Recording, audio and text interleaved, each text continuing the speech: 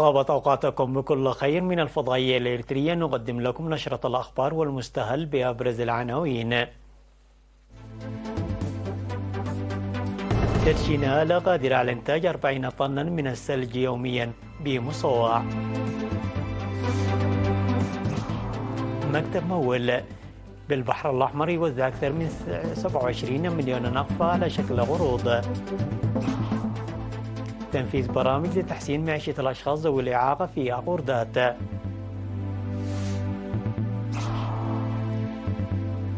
غصدة وعد بالرد بعد مقتل 6 من عناصرها في قصف استهدف قاعدة أمريكية. نجيب أبو كيلا يفوز بولاية الرئاسية الثانية في السلفادور.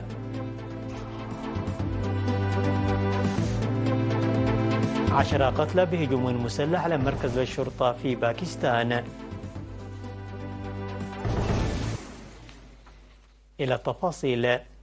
افتتح وزير الثروة البحرية السيد تولى غلاتي في 3 من فبراير آليات تساهم في إنتاج 40 طن من ثلج الأسماك يوميا. وقال السيد أدوناي حوري مدير مكتب تنسيق الشراكة والتعاون بوزارة الثروة البحرية أن الآليات التي تنتج كل منها 20 طن من الثلج تم تركيبها بالتعاون مع الحكومة الإريترية وشركاء التنمية، معربا عن ثقته في حل إشكالية القصور التي كانت تواجه في عملية الصيد. وقال أن المشروع سيتضمن أيضا تبادل السلع لمدة 10 سنوات. وشكر أعضاء وزارة الثروة البحرية وأعضاء برنامج إدارة الموارد السمكية والمؤسسة الوطنية للمصائد والشركاء الآخرين على جهودهم. وقال رئيس المؤسسة الوطنية لمصائد الأسماك والدقابر والدابة إن العمل جاري لتسخير الموارد البحرية لمصالح الشعب، فضلا عن أن آلة صنع الثلج المثبتة ستعطي زخما في هذا الصدد. وقال الصيادون إن آلة صنع الثلج السابقة كانت صغيرة الحجم وتتعطل بشكل مستمر وتؤثر بنشاطهم سلبيا، معربين عن حل النواقص والقصور بعد تدشين الآلات الحديثة. قال فرع برنامج الادخار والقروض المسخرة بشمال البحر الأحمر في تقييمه السنوي المنتظم في 2 من فبراير أنه قام بتوزيع أكثر من 27 مليون نقفة على شكل قروض لعملائه في العام 2023. وقال رئيس الفرع عبد إبراهيم أن الفرع يقوم بتسيير أنشطة في 132 ضاحية و414 قرية، مشيرا إلى أن نحو 51 من العملاء البالغ عددهم 10,000 هم من النساء، وتم استرداد 25 مليون من أصل 27 مليون نقفة وزعت على الأفراد والهيئات وموظفي الحكومة. وأضاف السيد عبدو أنه تم إحياء البنوك الريفية المتوقفة في ضواحي أبولو ومعالو وقبقب وفلكت لتسهيل الوصول إلى القروض للمواطنين الذين يعيشون في المناطق الريفية النائية، مشيرا إلى أنه تم افتتاح فرع خاص لموظفي الحكومة في مدينة مصوع. وبحسب التقارير فقد زاد التوزيع بنسبة 17% وأعداد العملاء بنسبة 7%، وتبذل جهود الآن لفتح البنوك الريفية في المناطق النائية. وقال المدير التنفيذي المؤقت لبرنامج الادخار والقروض المسقرة مول تافلا أسموروم أن زيادة عدد العملاء يساهم في تحسين معيشة المواطنين، مضيفا بأنه سيتم العمل على البرنامج تنسيق مع جميع الشركاء والإداريين على وجه الخصوص لضمان العدالة وإمكانية الوصول. واقترح المشاركون إجراء دراسة شاملة حول توزيع القروض وتنظيم الحملات والمحاضرات التي تركز على استخدام القروض وطرق استخدامها والعمل بالتنسيق مع المدراء والمقيمين وافتتاح بنك الريفي في منطقة دبحة وأجزاء من مديرية قارورة. وفي كلمتها الختامية قالت حاكم إقليم شمال البحر الأحمر السيدة أسمرة أبرهان أن أهمية ودور خدمة التمويل آخذة في الازدياد، مؤكدة وقوف ودعم إدارتها إلى جانبهم. تأسس برنامج الادخار والقروض المسقرة في العام 1996 ويضم حاليا أكثر من 75 ألف مستفيد من القروض. أوضح بأن البرنامج الذي تم تنفيذها لتحسين الظروف المعيشية والاجتماعية والاقتصادية للمعاقين بشكل عام والمحاربين المعاقين القدامى بشكل خاص قد قامت بمساهمة جديرة بالثناء في مديرية أقوردات. وقال رئيس مكتب الجمعية الوطنية للمحاربين المعاقين القدامى الإريتريين بالمديرية السيد إدريس فرج إن العديد من المحاربين المعاقين القدامى استفادوا من الجهود المبذولة لإنشاء منصة لقدام المحاربين للانضمام إلى الجمعية. وأوضح السيد يوناس نقاش عضو إدارة إعادة تأهيل ودمج إقليم القاش بركة أنه تم تنفيذ برامج مختلفة على المستويين الوطني والإقليمي لتحسين سبل العيش الاجتماعية والاقتصادية للأشخاص المعاقين بسبب الحرب. وقال أنه تم توزيع حوالي 1.3 مليون نقفة على شكل قروض لإعادة تأهيل المعاقين في مديرية عقردات في الفترة من العام 2007 إلى 2022 فقط. وعلى الرغم من ذلك لم يتم استرداد أكثر من 817 ألف نقفة، مما يؤثر ذلك على برنامج القروض. وأعرب المشاركون عن تقديرهم لمساهمة الجمعية في تحسين معيشة قدام المحاربين المعاقين، واقترحوا تدابير قائمة على البحوث لسداد القروض المستحقة وخفض أسعار الفائدة وخلق فرص عمل لهم في المؤسسات المحلية. خرجت إدارة الإقليم الجنوبي في 2 فبراير 208 من الشباب والطلاب قدموا من 12 مديرية بالإقليم الجنوبي ممن تلقوا تدريبا ثانويا في العلوم الاجتماعية. وقال رئيس الإدارة والمالية بفرع الاتحاد الوطني للشباب والطلبة بالإقليم الجنوبي السيد سامسون غويتون في التقرير الذي قدمه أن التدريب ركز على الوطن والوطنية ومعاني ومفهوم الأيديولوجية، الحرب النفسية والشباب، الحفاظ على البيئة ومفهوم السياسة، الكادر وأهميته، الميثاق الوطني، الشباب والاقتصاد، الشباب والخدمة الوطنية، والخلفية التاريخية لاتحاد الشباب، وكذا سيكولوجية النجاح. من جانبه حث رئيس الشباب بالإقليم الجنوبي الشاب قرماي قبرو ذاكرا أهمية التدريب، حث المتدربين على أن يكونوا قدوة حسنة يتحلون بأخلاقيات الشباب الكفؤ والمثقف. ومن جانبه حث رئيس الاتحاد الوطني للشباب وطلبة إريتريا سيد صلاح أحمد الدين وحاكم الإقليم السيد أبتاب تسفاسين المتدربين على إسراء تدريبهم والقيام بالعمل التطوعي والتفاني. وإلى جانب التدريب تم توزيع الجوائز التشجيعية على الفائزين في الأنشطة المنتظمة على شكل مسابقات. تم التبرع بمبلغ 730 فرنكا سويسريا و3960 يورو و1000 دولار كندي و89 ألف نقفة لصالح تنمية صندوق أمانة الشهداء ورعاية أسر الشهداء.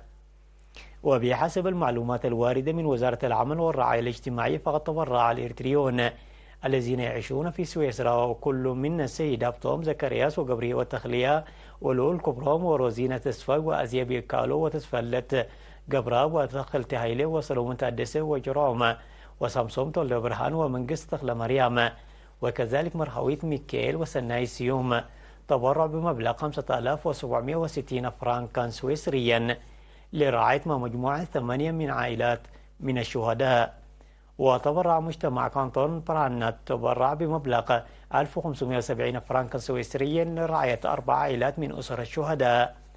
وفي الوقت نفسه تبرع 28 من سكان مدينة لايدن وضواحيها في هولندا بمبلغ 3960 يورو لرعاية 11 أسرة الشهيد. وتبرع أحد سكان كندا بمبلغ 1000 دولار كندي لرعاية أسرة واحدة من أسر الشهداء. من جهة ثانية تبرعت لجنة مجتمع هارلسلاند السويدية ب39 ألف نقفة، كما تبرعت السيدة ساقا ستيفانوس ب50 ألف نقفة لصالح تنمية صندوق أمانة الشهداء. الأخبار العالمية بعد فاصل قصير، تفضلوا بالبقاء معنا.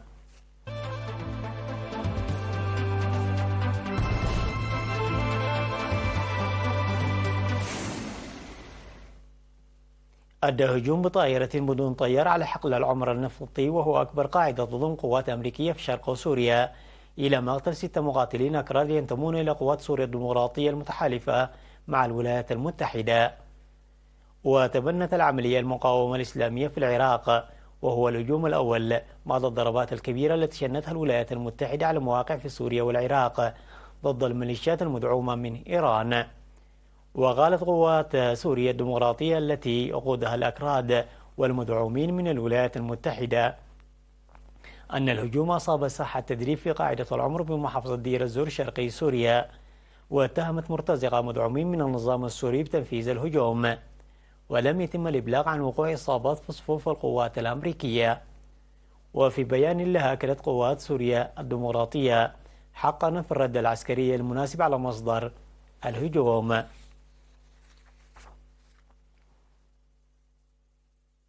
أعلن الرئيس السلفادوري نجيب أبوكيلا فوزه بولاية رئاسية ثانية بعد حصوله على أكثر من 85% من الأصوات، ليصبح بذلك هو الرئيس للسلفادور ينتخب لفترة ثانية مدتها 5 سنوات منذ ما يقارب 100 عام. وأدلى الناخبون في السلفادور بأصواتهم في الانتخابات الرئاسية وسط توقعات تحقيقه فوزا ساحقا أمام منافسيه الخمسة الآخرين، ومن بينهم سياسيون من جبهة فرابوند مارتي للتحرير الوطني اليسارية السابقة وحزب التحالف الوطني الجمهوري وهو قومي يميني. واستثمر بوكيلا الذي حظى بشعبية كبيرة خلال حملته الانتخابية نجاح استراتيجيته الأمنية التي أعطت السلطات بموجبها الحرية المدنية لتعتقل أكثر من 75 ألف سلفادوري دون توجيه التهم إليهم. وأدت تلك الاعتقالات إلى انخفاض حاد في معدلات جرائم القتل على مستوى البلاد، وأحدث تحولا في بلد يبلغ عدد سكانه 6.3 ملايين نسمة، وكان ذات يوم من بين أخطر دول العالم. هاجم عشرات المسلحين مركزا للشرطة شمال غرب باكستان، مما أسفر عن مقتل 10 من رجال الشرطة على الأقل، وذلك قبل أيام من إجراء الانتخابات العامة في البلاد التي شهدت عشرات الهجمات على مرشحين ومؤيدين الأحزاب في الأيام القليلة الماضية. ونقلت وكالة الصحافة الفرنسية عن أخطر حياة قائد شرطة إقليم خيبر بختونخوا قوله أن أكثر من 30 مسلح شنوا هجوما من 3 اتجاهات، حيث وقع تبادل لإطلاق النار لأكثر من 5 ساعات ونصف الساعة. وأوضح قائد شرطة الإقليم أن 10 من رجال الشرطة قتلوا وأصيب 4 في الهجوم الذي استهدف مركز شرطة شوردوان بمنطقة دير إسماعيل خان، مضيفا أن المسلحين تمكنوا من السيطرة لفترة وجيزة على مركز الشرطة، ولم يعلن أحد بعد مسؤوليته عن الهجوم.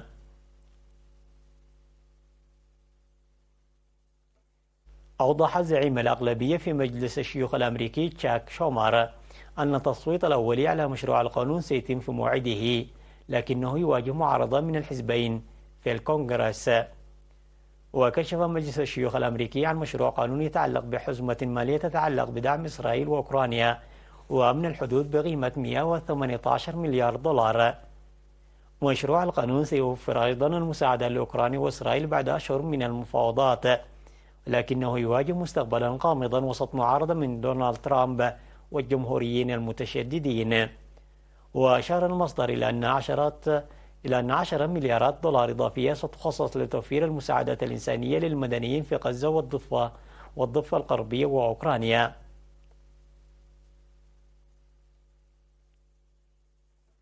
تذكير بالعناوين مرة أخرى. تدشين آلة قادرة على إنتاج 40 طن من الثلوج يوميا بمصوع. مكتب مول بشمال البحر الأحمر يوزع أكثر من 27 مليون نقفة على شكل قروض. تنفيذ برامج لتحسين معيشة الأشخاص ذوي الإعاقة في غردات.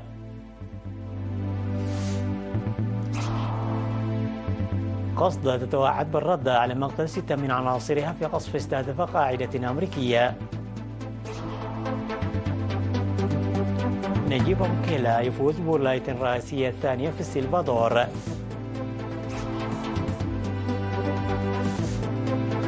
عشرة قتلى بهجوم مسلح على مركز للشرطة في باكستان. انتهت النشرة التي قدمناها لكم من الفضائية الإريترية. في أمان الله.